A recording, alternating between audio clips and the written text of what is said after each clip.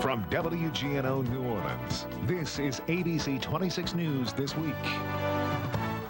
Welcome back to ABC 26 This Week. A New Orleans mother of 3 plans to climb the highest mountain in the world. She says the climb will raise money to help prevent teen suicides. Monica Kalozdi is here to explain her daredevil ambition, and from the program Teen Life Counts, Sue Darby. Welcome, ladies. Hi. You must be excited. I'm really excited. Can't wait now. Now, you're going to Mount Everest, and when are you going to actually climb it? I leave on Monday, and I'll start climbing it is the end of next week. By climbing, I mean you get to Lhasa. I'm climbing from the north side, from Tibet. And Lhasa itself is already 11,800 feet. Wow. And acclimatization starts from that point on. It'll take 1 week to reach base camp. Base camp is 21,000 feet. Now, is this a hobby for you? Is this a love of life of climbing mountains? It's a love of life, I would say. It's a challenge. And the mountains have given me so much. Every time I come off a mountain, I'm a better human being, I think. Wow. So I love the mountains. It really gives me a lot. Now, you're doing this for a good cause, to raise awareness for teen prevention suicide. That is right. Mountain climbing, having to overcome fears, challenging yourself to your limits, taking a problem step by step, for me, relates very much to teen life, to preventing teen suicide.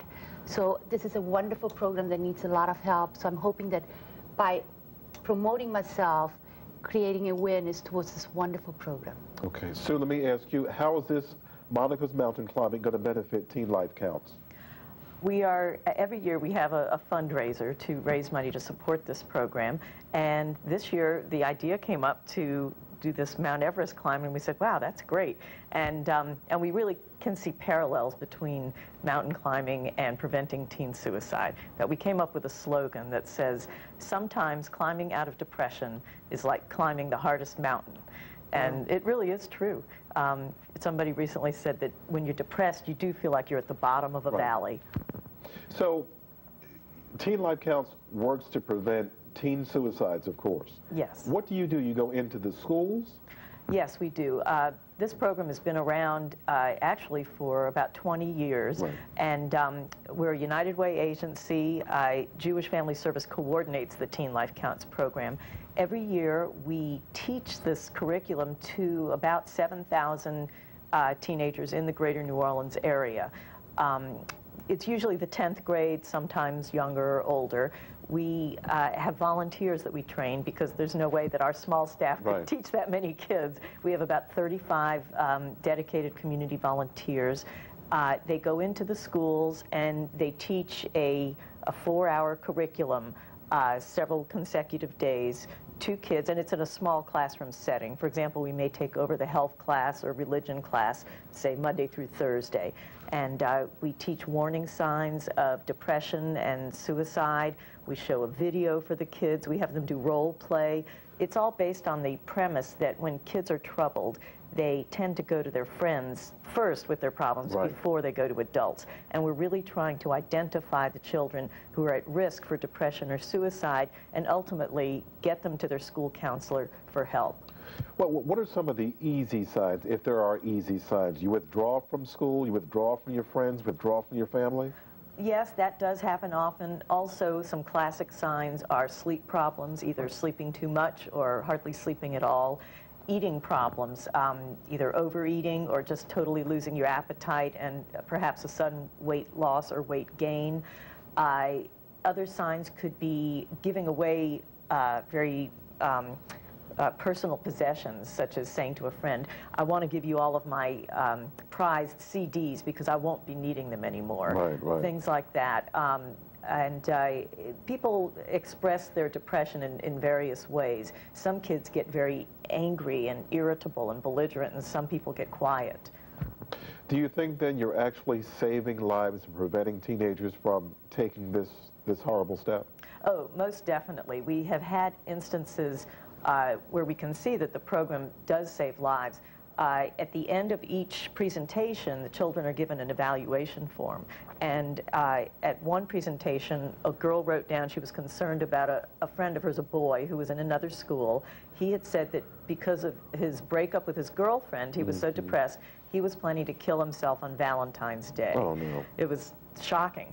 And this girl turned his name in, and his school counselor was called, and the boy was called in. The counselor spoke to him, and we got word back that the boy was, he was taken to get some help at a counselor, mental health professional, and he was so pleased that somebody had actually taken the interest and the time to help him. Usually that's risky because teenagers in that kind of age category don't like to rat on their peers.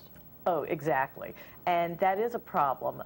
You know, we often talk to the kids and we say, you know, what are you going to do if somebody says to you now, don't tell, because I'm really going to kill myself, and if you tell, I'll never be your friend again. And we say, well, think about this. If your friend goes ahead and does something and kills himself or herself, you're not going to have a friend at all. Right. Better to have a friend who's alive and angry with you, who may eventually forgive you, than to have a dead friend. Now tell me, how is Monica going to raise money for Teen Life Counts? How does this work? We are sending out letters in the community and doing some publicity, asking people to become sponsors of Teen Life Counts. And we have various levels of giving, everywhere from a couple of $100 up to even $10,000. As much as you want to give? As much as you want. If you want to give more than $10,000, that is fine.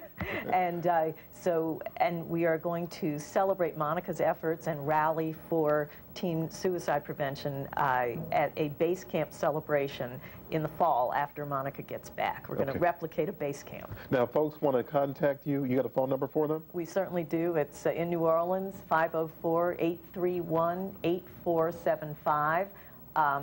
And you can just call us and make donations to this program, and that helps us to keep the program running. Okay. Monica, let's talk to you again. Before you go, not yet, don't leave us yet. This is an issue that's dear to you. This is personal. Tell us why. When I was a young teenager myself, a good friend of mine tried to commit suicide. She jumped off a building and ended up quadriplegic. And this really hit home. It made me realize this is a problem, a serious problem. Right. So I ask everybody to help.